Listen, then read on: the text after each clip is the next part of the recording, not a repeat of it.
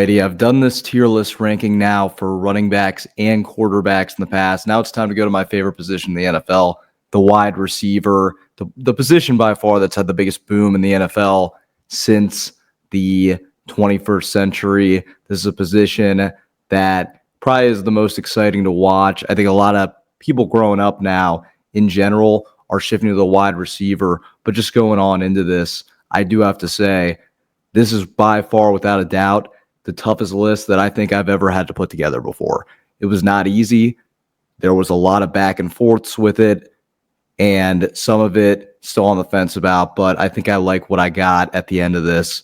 And we're going to start with tier one. Looking at my tier one, there's really only two guys that I could put in this spot at this point. These, in my opinion, are both generational, transformational receivers that are just going above and beyond here. And we start with Jamar Chase, obviously triple crown last year. Some of the things that Jamar Chase has done in his career are things that I've never seen a wide receiver do ever. His burst, after you'll watch him catch a pass about 15 yards out, and he'll take it to the house.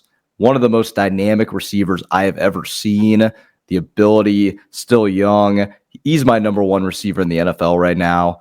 But if there was a 1B to the 1A, that's Justin Jefferson. I mean, this guy, his ability, his ball skills, when a ball is thrown his way, his hands, his ability, his length, his size, the way he's able to burn defenders on routes, it's really ridiculous. I think he's really similar to maybe even a more polished version of what Randy Moss was. Maybe not quite the speed, but really, really solid receiver that has made suboptimal quarterbacks look really good. That's been his best trait so far. And that's why these two guys, I think they're just above everybody else at this point. I think these are, when it's all said and done, receivers that you talk about in the all-time debate. And I know it's early for both of them, but both of these guys are really good. And going into 2025, I expect these guys to lead the way once again. These are phenomenal receivers. Going on to tier two, though, we put CeeDee Lamb there first. And I can already hear in the comments, people are going to be upset that CeeDee Lamb is not in tier one. He's not in tier one. And let me just get this out of the way. I'm a CeeDee Lamb guy. I like his game. He's been very good. He's a very good receiver. He's just not in the class for me that Jamar Chase and Justin Jefferson are. He's just not in that class right now, but he's a really skilled receiver. The most talented player, in my opinion, regardless of position on the Cowboys. Really solid speedster, known to make big catches. There just obviously was a bit of a drop-off last year, and the reason for that, obviously, Dak was out for the season, so you can't knock him on that, but still a really good receiver, my number 3 in the NFL. Headlines tier 2. Next, I have Puka Nacua. Say what you want to say. When this guy's healthy, he balls. When this guy's healthy, he has abilities that are able to help the Rams win in games. He makes Stafford look a lot better. He's a really good slot guy. You can put him outside. There's a lot of different range positions that Puka Nacua has, and that's why he's squarely in tier 2 for me. Next, you have Tyreek Hill. Tyreek Hill had a bit of a reduction last year, and some of that had to do with Tua being out because of that concussion. Some of it has to do with age. I mean, you look at it and you say it out loud, like, he is a small receiver that is aging. And what is Tyreek Hill's biggest ability right now?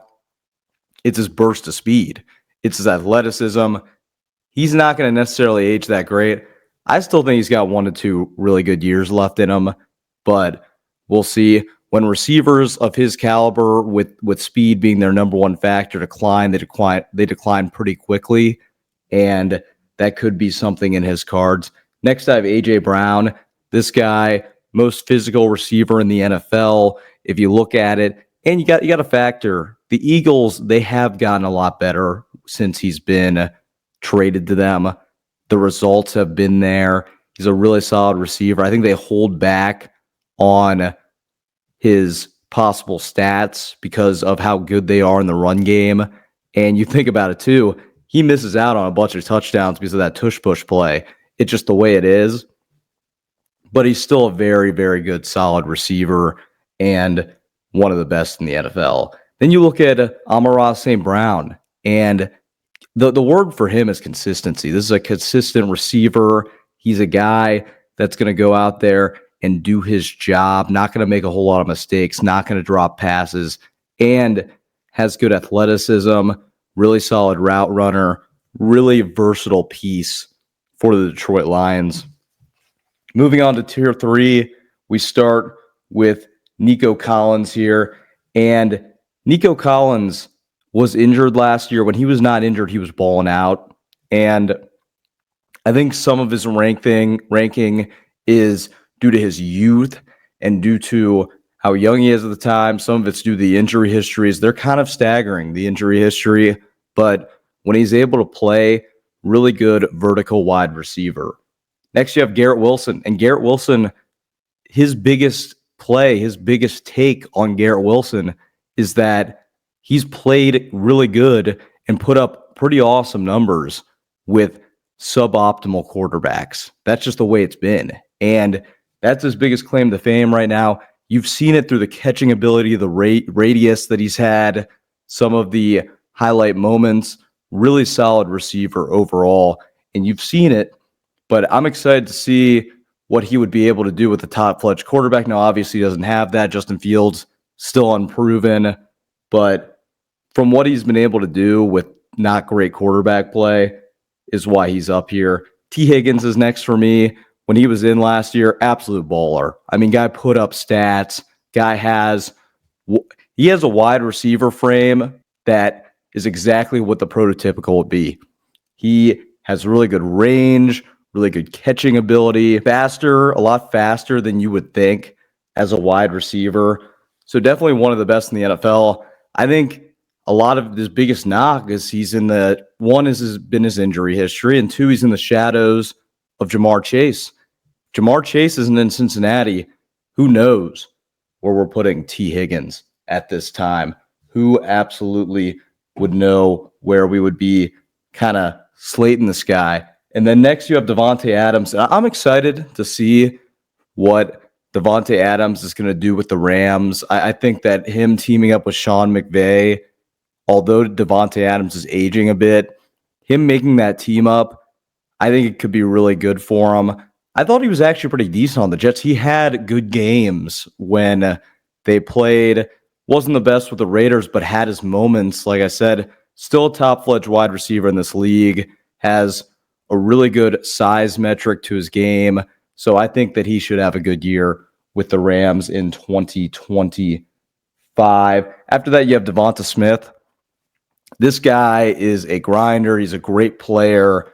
Is really never misses on catches every pass that's thrown his way. Probably, honestly, the best route runner in the NFL. And I think that he gets a lot of slack, and I don't think he gets the credit he deserves at times. But he's a very, very versatile piece. And I think when he was drafted early on, the biggest knock with Devonta Smith was that he was too small. I think he's bulked up a decent amount. I think his size is fine at this point for the slot or Z receiver kind of position that he needs to play. And I think he's been very good at it. Then you have Scary Terry McLaurin, and he had, I don't want to call it a resurgence last year because he had been playing really well in the previous years, but he's been good for them. And now he's got a top-fledged quarterback.